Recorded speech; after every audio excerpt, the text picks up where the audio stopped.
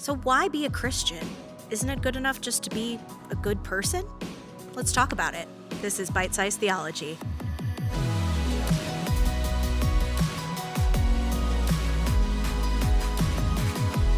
Hey everyone, and welcome to another episode of Bite Size Theology, a ministry of Springfield First, where we tackle big topics around faith, one bite at a time. I'm your host, Allison Means, and today I am joined by Justin Snyder, and we're talking about why be a Christian in a post-Christian world. Yeah, great question. And I realize I'm a company guy talking about this subject. We kind of both are. Well, right, yeah. We both get our paychecks from a church, and so I get that there could be someone watching this like, of course a preacher would say something like that. You would expect somebody to say that if they're working for that organization. But there was a day before any of this that I'm guessing both of us had to think through, why be a Christian? Why not just be a good person? And I'll just also say, if you're considering on being a good person, don't be a bad person. I'll just say that to everybody. Don't be a bad person. I'm a Christian, but also you're a terrible person. No, you're not a Christian. That's right, yeah. Sorry, I laughed loud. Let's just go ahead and clear that up. Right, yes, exactly. But the way you put the question is, I think, important as well too, because is that enough? Yeah. And so, man, this question, people address it from so many different angles, depending on their life experience. Right. For example, if you were raised in a situation where the beauty of the Christian faith was taught to you from a very young age, and all throughout your life you've seen it, you approach this question very differently from someone who might not have grown up around the faith at all, or had not so great of an experience with a religious community or a Christian community. So I realize that we all come to this question from different places there.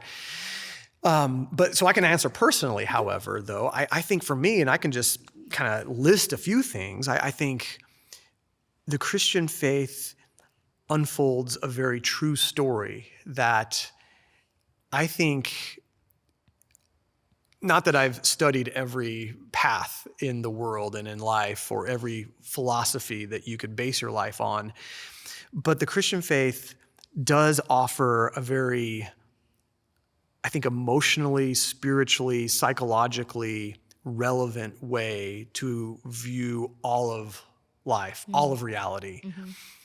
And because it's a story about God's relationship with us, the Christian faith is about God's love of all things, including the humans that God created. So the Christian story, the Christian faith is marked by love at every corner of the faith, from the creation of the world, how that's narrated in the scriptures, which we will learn as we turn later on in the Bible that was an act of love, it was spoken into existence by a loving God, and God's love is everywhere, to how that love gets worked out in the most intimate and powerful ways in the coming of Jesus, as proof of God's desire to be with us always. And God's coming in the incarnation of Jesus is God writing God's self into the story and becoming near to us, and in relinquishing his life and then rising 3 days later and then ascending into heaven, we find just this wondrous story of redemption and hope. So all that to say, the Christian faith offers such a powerful testimony or testament to redemption and hope that I think is real. Yeah. That's not to put down any other faith or any other path in life, but that is to, in my view, it shows how the Christian story is even more wondrous and even greater than other really good ways to understand reality itself.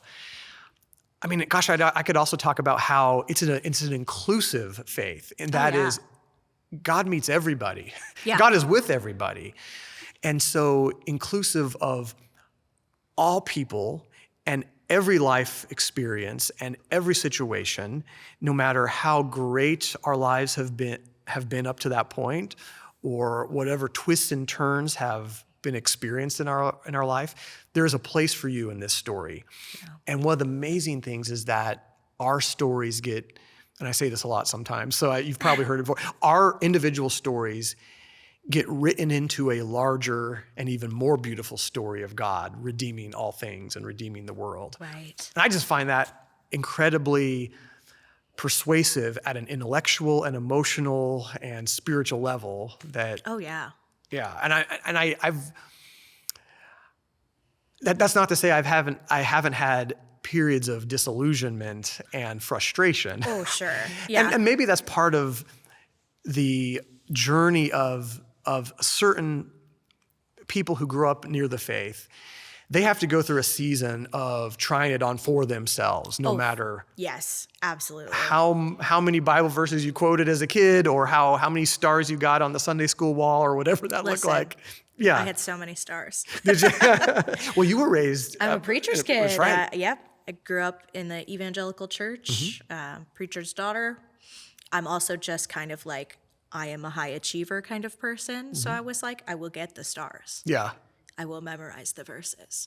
But you can do that all day and not really internalize it, not really believe it for yourself. Yeah. And when you grow up with it, you have to come to a place where you go, do I personally also want to follow this path? Yeah. And I don't think it's a really easy thing to decide until usually you're out of your parents' house. Okay. It Sure. may be different for different people, but for me, that was my experience. Yeah. And I went to Bible college, and I got good grades at Bible college, and I wrote really good papers. And then I went out into the world, Sure. and then I had to go, do I want to do this? Or do I want to go, do other fun stuff Yeah. that turned out to be not as fun as I thought it was going to be. Like maybe fun for a minute, but then there's the harsh light of day, Yeah. and to go, was that better? Sure. Yeah, I understand. Yeah. Do I feel more whole? Can I reconcile this person with who I want to be and who I know I can be? And then coming back, and looking at faith and going, when I am walking this path and I am trying to be more like God, I'm more me too. Nice. Yeah. Well said. Yeah. Yeah. I think for some people, and maybe this is just the videos that get sent to me on YouTube, but there's just some people who really do need to wrestle with the intellectual questions that any kind of faith brings up. Whether it's the problems of religious faith, or the problems of atheism, or the problems of an agnosticism that might admit that there's higher powers, but there's not much we can say about it. So I do think I don't want to throw out the intellectual curiosity and interests and pursuits that can be very, very helpful. I'm sure there was a time in my life where I needed to know, how did the wisest people in the past think through some of these things? And fortunately, the Christian tradition, like other religious traditions, have just geniuses who have written about some of the time-tested questions that humans have always asked. And so there was a time where I really needed that, that it was kind of an intellectual pursuit. And that's not to put down any skeptic today who really struggles with, the elements of the Christian faith, like resurrection, or the existence of a personal God who loves. And yet at the same time, it wasn't just an intellectual pursuit. And what I found was that there was space within the Christian framework to ask the hardest questions. Yeah. and not necessarily find answers that were for all time the definitive answers, but at least answers that rivaled the best in any philosophy or religion outside of the faith. Yeah, and so I think that was really important, particularly in my 20s, because it did for a while become a bit of an intellectual pursuit, but it wasn't just that. Of course, it's an emotional pursuit. Yeah. It's like you said, it's an examining your life and how you want to become, how you want to become the person you wish you were. Yeah. And so the Christian faith, I think, offers us a dependable and inclusive pathway of transformation, where if we are to accept what many of the scriptures say, we can be transformed. We can have our minds renewed, and we can look more and more like Jesus, Right. who is very compelling even to the non-believer. Like the person of Jesus is very compelling to lots of people outside the Christian faith. But this is a pathway to become more and more like Christ as we journey into the presence of God and become partakers of God as or participants in the nature of God. So for all of those reasons, that's what brought me, I wouldn't say back to that's what strengthened my faith at a pivotal time, and why I didn't leave it behind for an extended period of time. Yeah. But again, all of us, our stories are different. I'm sure everyone who's clicked on this video would probably narrate their own path to Christianity or away from Christianity in a different way. Absolutely. Because we're all very different. But I'd say if somebody was struggling, if their faith is hanging on by a thread, it is okay to bring your doubts and your questions and your disappointments to God, or about the church.